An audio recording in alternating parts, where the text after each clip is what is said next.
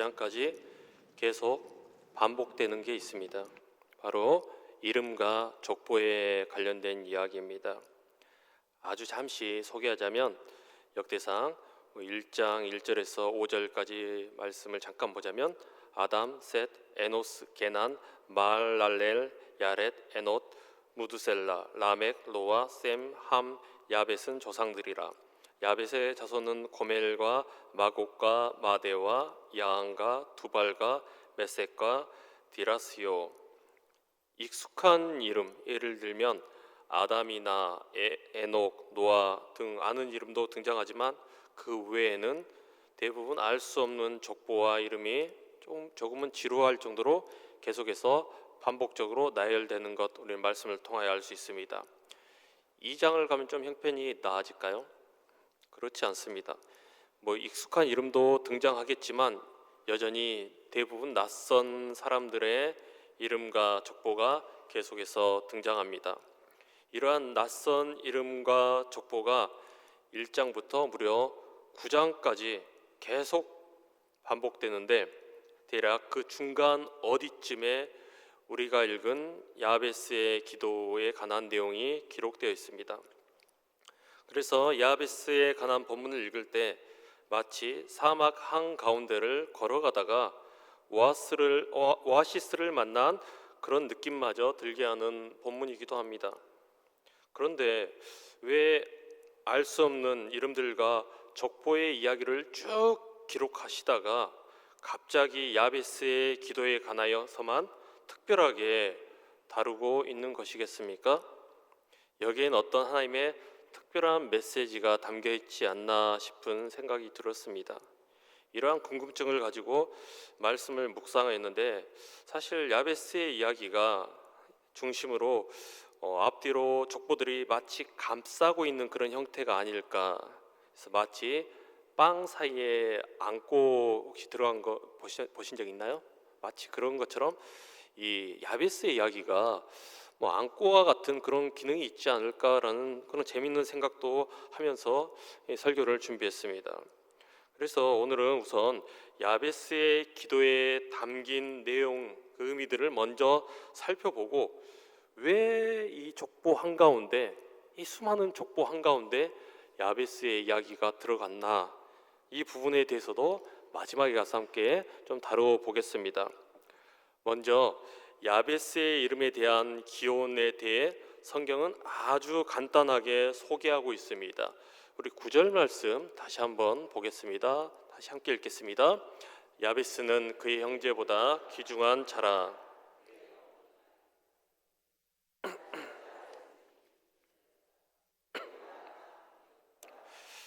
야베스는 성경에서 기록하기에는 그의 형제보다 귀중한 자라고 표현하고 있습니다. 근데 그가 왜 귀중한 자인지 성경은 자세히 설명하고 있지는 않습니다. 그의 형제보다 귀중한 자라는 표현 속에서 한 가지 사실을 알 수 있는데 야베스에게는 형제가 있었을까요? 형제가 없으면 형제보다 귀중한 자가 될 수가 없겠죠? 맞습니까? 형제가 있어야 형제보다 귀중한 자가 될 수가 있는 거예요. 그런데 그 야베스의 형제에 대하여서는 그 이름을 말하고 있지 않습니다. 그리고 또한 그가 왜 더 귀중한 자인지도 말하고 있지 않습니다.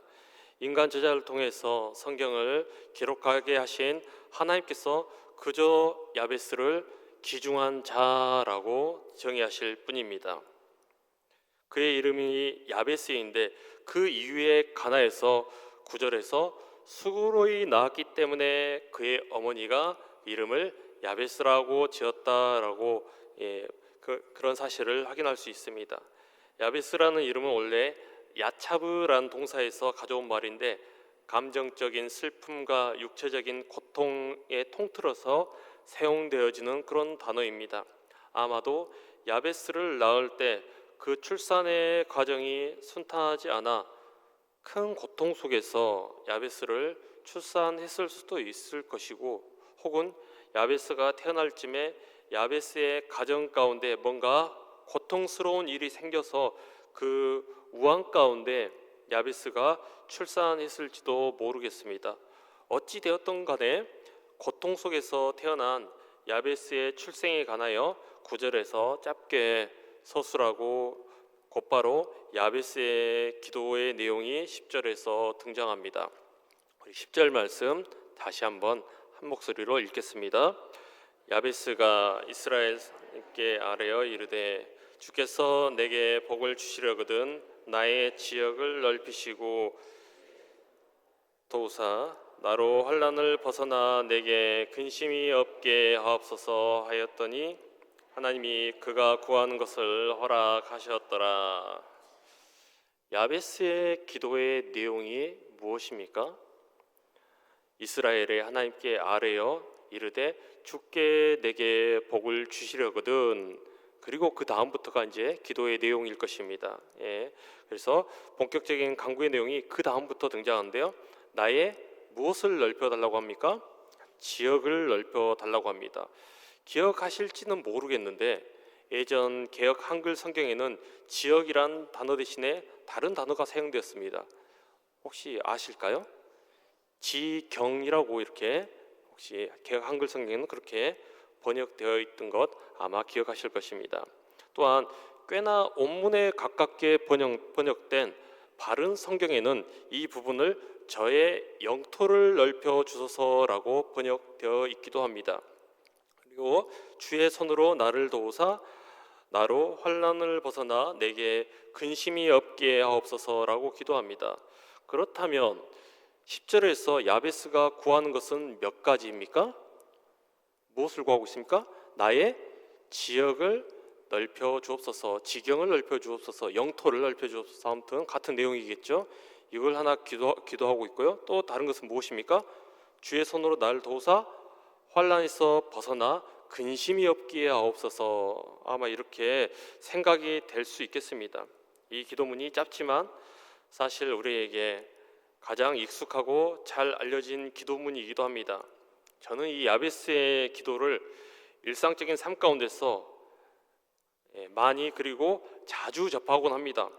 여러분도 혹시 이 야베스의 기도에 관해서 보신 적 있습니까?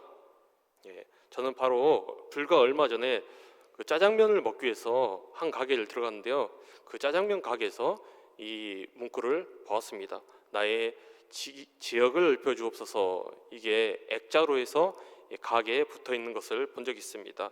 보통 이제 식당이나 병원 등등 해서 어떤 매장에서 이제 이런 문구가 액자에 걸려 있는 것들을 한 번쯤은 보신 적이 있을 것입니다. 그래서 보통은 통째로 이 말씀이 통째로 들어가거나 줄여서 나의 지경을 넓혀주소서, 나의 지역을 넓혀주소서 이렇게 함축적으로 이제 그 부분만 발췌해서 기록되어 있는 건 아마 식당이나 병원이나 또 어떤 매장에서 보신 적이 있을 것입니다. 야베스의 기도는 독특합니다. 하나님께 자기의 지역을 넓혀달라고 합니다.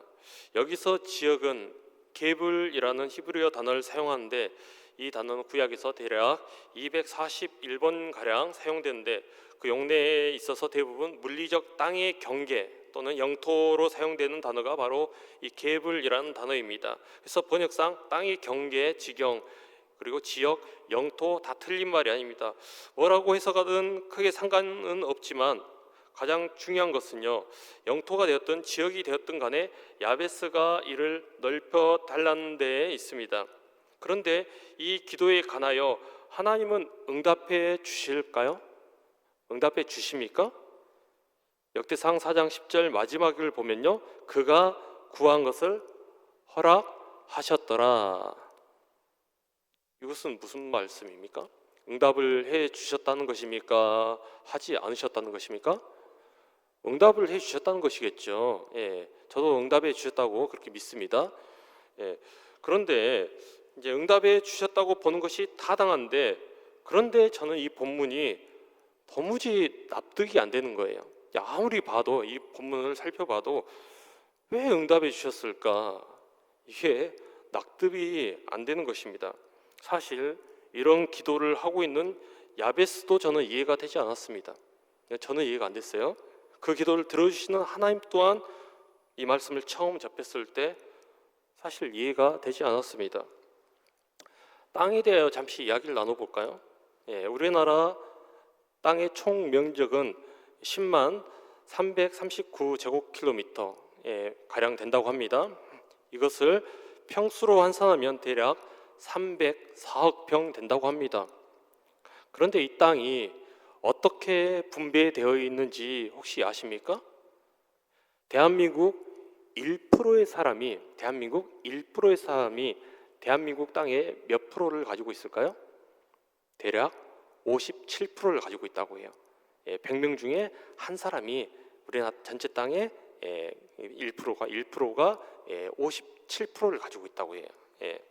그리고 상위 이제 우리나라 사람 10%가 우리나라 전체 땅의 95%를 가지고 있다고 합니다. 그래서 나머지 90%는 몇 프로의 땅을 이렇게 분배하며 살아갈까요? 단 5%의 땅, 대한민국 전체 땅의 단 5%를 우리나라 사람 90%가 이렇게 그 소유권을 이렇게 분배해서 그렇게 분배되어 있는 나라가 이 대한민국입니다. 왜 이런 일이 생기는 것이겠습니까? 왜 그렇겠습니까? 땅이 유한하기 때문에 누군가 많이 가지면 어떤 사람은 어떻게 되겠습니까? 땅을 조금밖에 못 갖는 거예요. 땅이 막 한정된 것이 아니라 땅이 유한한데 누군가 많이 가져버리면 누군가는 조금만 가질 수밖에 없다. 그런 것입니다. 그래서 땅은 누군가 많이 가지면 누군가 적게 가질 수밖에 없는 그런 구조로 되어 있어요. 그래서 이런 상식을 가지고 다시 야베스의 기도를 들여다보겠습니다. 나의 지경을 넓히소서. 그러면 야베스의 땅을 넓히기 위해서 하나님께서 이스라엘 안에서 새로운 땅을 창조하셔서 야베스의 이 땅을 넓혀 주시는 것이겠습니까? 그렇게 하셨을까요? 이스라엘 땅이 이제 정해져 있잖아요. 근데 야베스가 나의 땅을 좀 넓혀 주세요, 하나님. 근데 하나님 들어주셨대요. 그러면 야베스를 위해서 땅을 조금 이렇게 창조할 수 있잖아요. 하나님 하실 수 있으니까 새롭게 창조해서 야베스에게 이렇게 땅을 주셨겠습니까? 아니겠죠. 당연히 아닐 거예요. 저는 그걸 믿습니다. 당연히 새롭게 창조하지 않고 기존에 있던 땅을 야베스에게 더 확장시켜 줬을 거라고 생각합니다. 이런 상식을 가지고 이제 야베스의 땅이 넓어진다는 것은 어떤 의미겠습니까? 누군가의 땅은요 좁아진다는 의미가 함께 함축되어 있어요. 야베스의 지역이 넓어진다는 것은요 누군가의 땅은 좁아진다. 그래서 하나님께서 새롭게 땅을 창조하여서 야베스에게 주지 않는 이상 야베스의 지역, 야베스의 지경이 넓어진다면 누군가의 지역이나 지경은 당연히 좁아질 수밖에 없습니다. 이것은 우리가 아는 하나님의 공의하심과 상당한 충돌이 발생합니다. 하나님은 아무 이유 없이 타인의 것을 빼앗아서 다른 이에게 주시는 분으로 성경은 묘사하고 있지 않습니다. 우선 일례로 하나님은 아브라함에게 가나안 땅을 주시겠다라고 약속하셨는데 그 약속이 성취되기까지 대략 430년 가량이 지연되어 있습니다. 그냥 가나안 사람 다 쫓아내고 주시면 될 것 같은데 왜 이렇게 오래 기다리게 하시는 것이겠습니까? 창세기 15장 16절 말씀 한번 보여주시겠어요? 창세기 15장 16절 말씀 함께 읽겠습니다. 내 자손 이 땅으로 돌아오리니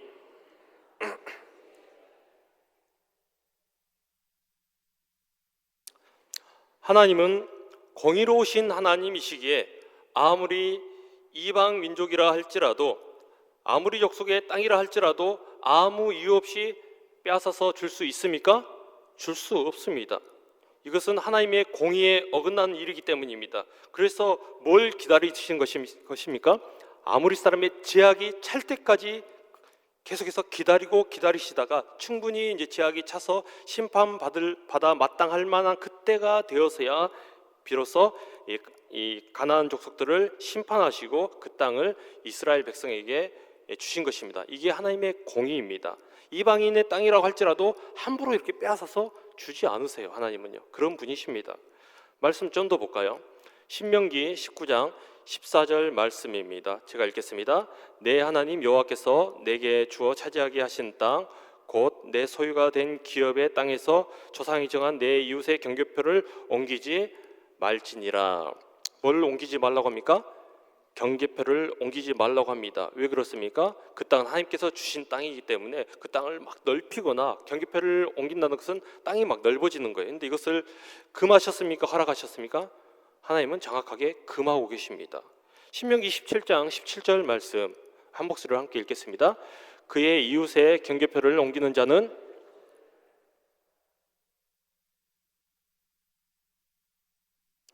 그의 이웃의 경계표를 옮기는 자는 뭘 받는다고 합니까? 저주를 받는다고 합니다. 예. 이 두 말씀에 등장하는 이 경계표에 해당하는 단어가 오늘 야베스의 본문의 지역으로 사용된 단어와 같은 이 게불입니다. 게불. 예. 이 말씀들은 하나님께서 정해주신 규례입니다. 당시 경계표가 되는 돌을 세워서 자기가 소유할 수 있는 땅이 정확하게 정해져 있었습니다. 이 땅 외에 더 이상의 땅을 차지하기 위해서 경계석을 이웃의 땅 안쪽으로 슬며시 들어서 움직이는 일은 불법이었습니다. 심지어 27장 17절에서 경계표를 옮기는 자는 저주를 받을 것이다 라고 이렇게 하나님은 강하게 말씀하셨죠. 그런데 왜 하나님은 야베스에게만 예외를 두어서 그의 지역은 넓혀 주시는 것이겠습니까? 누군가의 지역을 좁혀가면서까지 말입니다. 하나만 더 살펴보자면 열왕기상 21장 3절 말씀입니다. 함께 읽겠습니다. 나봇이 아합에게 말하되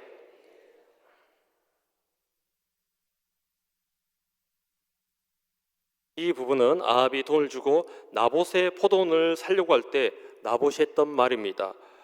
무엇이라고 합니까? 내 조상의 유산을 아무리 와방일지라도 주시는 것을 누가 금하십니까? 하나님께서 금하십니다. 하나님께서 용납하지 않을 것입니다. 즉 땅을 타인에게 사고 팔고 아니면 설령 대가 없이 주더라도 양도하는 모든 행위를 나봇은 하나님께서 허락하셨다고 합니까? 허락하지 않았다라고 말씀하고 있습니다. 나봇의 말에 의하면 하나님께서 금하셨다라고 하고 있습니다. 왜냐하면 그 기업은 하나님께서 주신 땅이기 때문입니다. 그런데도 하나님께서 자기 지역을 넓혀 달라고 하시는 야베스의 기도는 들어주셨다. 여러분 납득이 되십니까? 저는 그래서 납득이 안 됐어요. 이 말씀을 보다가 왜 이렇게 다 금해놓고 왜 나봇 또한 이렇게 말을 하고 있는데 왜 하나님은 야베스만 예외를 주셔서 야베스의 땅을 이렇게 넓혀 주셨을까? 저는 이 본문 가운데 도무지 이렇게 납득이 안 되었어요. 율법에도 반하고 지금까지 보이신 하나님의 공의에도 반하는데 왜 하나님은 야베스의 기도를 허락하시는 것이겠습니까? 사랑하는 성도 여러분, 이 이야기가 이상하게 들리지 않습니까? 그렇다면 이 본문은 어떻게 해석해야 하는 것이겠습니까? 우리는 이 본문을 어떻게 이해해야 할까요? 다시 우리 4장 10절 말씀 주의 깊게 함께 읽어보겠습니다. 다시 한번 읽습니다. 야베스가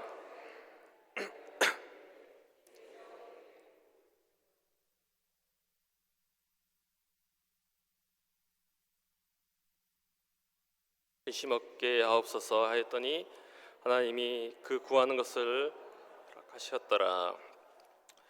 지역을 넓혀달라는 기도, 그 다음에 등장하는 기도가 무엇입니까? 나로 환난을 벗어나 내게 근심이 없게 하옵소서. 만약에 말입니다, 이 두 개의 기도문이 서로 상관이 없는 두 개의 별개의 기도가 아니라 밀접한 연관이 있다면 어떻겠습니까?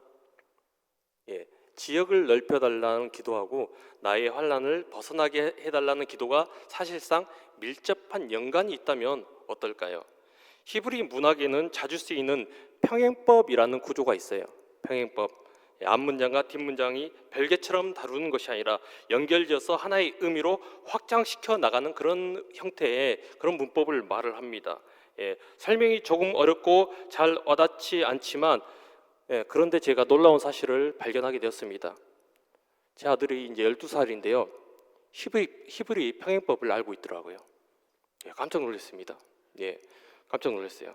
제 아들이 이제 요셉이라는 아들인데요. 12살이에요. 학원을 끝나고 오면 이제 한 6시 30분쯤에 저녁 6시 30분쯤에 집에 도착합니다. 근데 거의 매일 습관처럼 하는 말이 있어요. 엄마 밥 주세요. 그리고 하는 말이 죽을 것 같아요. 이 두 문장이 사실 별개의 문장입니까? 아니면 밀접한 연관이 있습니까? 밀접한 연관이 있어요. 밥을 달라고 하면서 왜 죽을 것 같다고 하는 것이겠습니까? 예, 배가 고파서 죽을 것 같다는 거예요. 사실은 이 두 문장이 별개의 문장 같지만요, 사실은 밀접한 연관이 있는 거예요. 바로 이런 개념이 이제 히브리어 평행법에 해당됩니다. 처음 문장의 의미를 두 번째 문장이 따라와서 말하고자 하는 바가 확장되거나 그 의미가 풍성해지는 그런 문법을 이제 평행법이라고 해요. 성경에서 예를 들면 이런 구절이 있어요. 스가랴서 9장 9절입니다. 시온에 따라 크게 기뻐할지어다. 예루살렘에 따라 즐거이 부를지어다. 이 말씀도 평행법에 해당됩니다. 역할을 분담해서 시온의 딸은 너희들은 기뻐만 해라, 그리고 예루살렘의 딸들은 노래만 불러라, 이것이 아니라 이스라엘의 모든 부녀들아 너희들은 기뻐하고 노래 부를지어다. 이 의미가 이 평행법 안에 두 문장이 합쳐져서 의미가 이렇게 풍성해지는 거예요. 예, 그런 맥락으로 다시 오늘 본문을 보겠습니다. 하나님, 나에게 땅을 주세요. 주의 손으로 도우사 환난을 벗어나 근심이 없게 하세요. 이 두 기도문을 평행법으로 바라본다면 어떻겠습니까?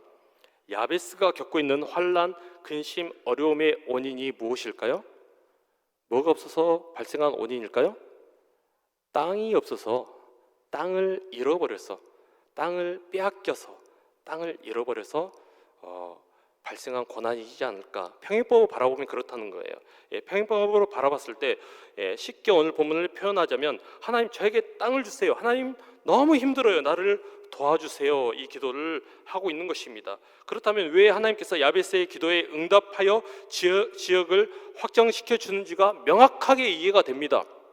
새로운 땅을, 남의 땅을 빼앗아서 줄 수는 없지만 자신이 잃어버린 땅을 다시 회복시켜 주시는 것은 하나님의 공의에 맞습니까? 틀립니까? 그건 맞아요. 그건 맞겠죠.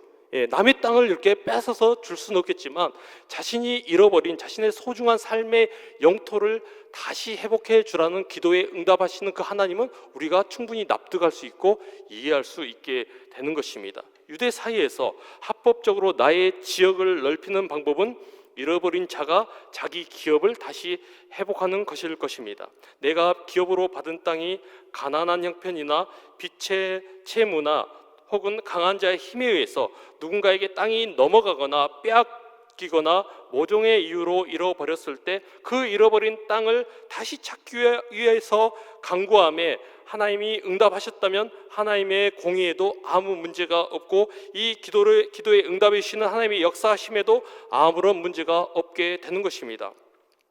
이렇게 이해할 때 오늘 본문은 가장 자연스럽게 잘 설명될 수 있습니다. 바로 야베스의 기도가 그런 기도입니다. 야베스는 우리가 알 수 없던 이유로 기업으로 받은 소중한 땅을 잃어버렸던 것으로 보입니다. 땅을 잃어버렸다는 것은 먹고 사는 문제와 직결됩니다. 당장 먹을 것을 생산해야 하는데 땅을 잃어버린 자는 그럴 능력이 없습니다. 농사를 짓거나 목축을 해야 되는데 자신의 땅을 잃어버렸다면 결국 굶주림에 시달려야 하며 살기 위해서 누군가의 종으로 전락하는 그런 운명에 처해 있는 것입니다. 야베스가 당한 환난은 아마도 그것이었을 것입니다. 기업으로 받은 땅을 잃어버려서 너무 고통스럽게 살아가고 있었던 것으로 보여요. 그래서 내가 잃어버린 땅을 다시 회복해 주시옵소서, 다시 나의 잃어버린 지역을 회복시켜 주시옵소서. 그래서 지역을 넓혀 주심으로써 삶의 터전을 회복시키시사 내가 처한 환난과 근심으로부터 벗어나게 해주세요라고 해석하는 것이 가장 타당할 것 같아요. 10절의 본문의 기도는 이렇게 해석할 때 모든 것이 다 설명될 수 있는 것이죠. 사랑하는 성도 여러분, 야베스는 삶의 살아갈 터전이 없어 고난을 받고 있었던 것으로 보입니다. 우리도 야베스와 같이 스스로 해결하지 못하는 여러 가지 문제가 참 많습니다. 그럴 때 우리가 할 수 있는 것은 무엇입니까? 우리의 자녀의 문제로, 직장의 문제로, 또 건강의 문제로, 가족 구원의 문제로, 취업의 문제로 근심하기도 하는데 누가 이런 현실적인 어려움 하나쯤은 직면해 있습니다. 그럴 때 우리가 어떻게 해야 하는 것이겠습니까? 바로 기도해야 하는 것입니다. 환난 중에 기도하였던 야베스를 존귀하게 여기셨던 하나님께서 우리 또한 존귀하게 여기실 줄 믿습니다. 그리고 우리의 기도 가운데 응답해 주실 줄 믿습니다. 우리의 고통과 우리의 신음 가운데 반드시 응답하셔서 야베스가 잃어버린 땅들을 다시 회복시키심으로써 다시 살아갈 터전을 마련해 주셨듯이 우리의 문제, 우리의 어려움 또한 하나님께서 결코 애면하지 않고 들어주실 줄 믿습니다. 이제 그 마지막 퍼즐을 풀 때입니다. 왜 하나님은 아무 의미도 없어 보이는 긴 족보 사이에 이 야베스의 본문을 슬쩍 가운데 이렇게 넣으신 것이겠습니까? 그것은 야베스의 이야기가 이스라엘 전체의 대표성을 가지고 있기 때문입니다. 우선 역대상이 쓰여졌을 때 역대상이 쓰여졌겠죠. 근데 역대상이 쓰여졌을 때 이 역대상의 독자는 누구였을까요? 예, 포로기를 살아가던 사람이나 그리고 이제 포로기 말쯤 되었던 것 같아요. 그래서 땅을 빼앗긴 사람들 누구였어요? 바벨론에서 땅을 빼앗긴 사람들이 이 글을 봤을 것이고 이제 땅이 빼앗겼는데 이제 돌아온 사람들 1차, 2차, 3차에 걸쳐서 이제 이 포로에 회복되어지는 그 시기에 바로 이 역대기가 쓰여졌어요. 그래서 이 독자는 누구입니까? 땅이 빼앗겼거나 나라를 빼앗겼거나 그리고 이제 땅 귀환했는데 황폐해진 땅에 도달했던 사람들. 그래서 망연자실한 현실 앞에 이렇게 암담한 그런 상황에 처했던 사람들이 이 글을 보았을 것입니다. 그들에게 이 야베스의 이야기가 어떻게 다가왔겠습니까? 굉장히 큰 소망으로 다가왔을 것입니다. 아니 하나님께서 이렇게 야베스 이 한 사람의 기도를 야베스를 존귀하게 여기시고 그의 기도를 들어주시고 그가 잃어버린 것들을 다시 회복해 주셨다고? 그렇다면 우리가 빼앗긴 나라, 우리가 빼앗긴 땅들 그리고 우리가 잃어버린 삶의 터전 또한 누가 회복해 주실 것이라고 기대하겠습니까? 하나님께서 야베스의 기도를 들으신 것처럼 우리가 잃어버린 삶의 터전 또한 하나님께서 회복해 주실 거야 라는 그런 의미가 야베스의 스토리 안에 담겨 있는 것입니다.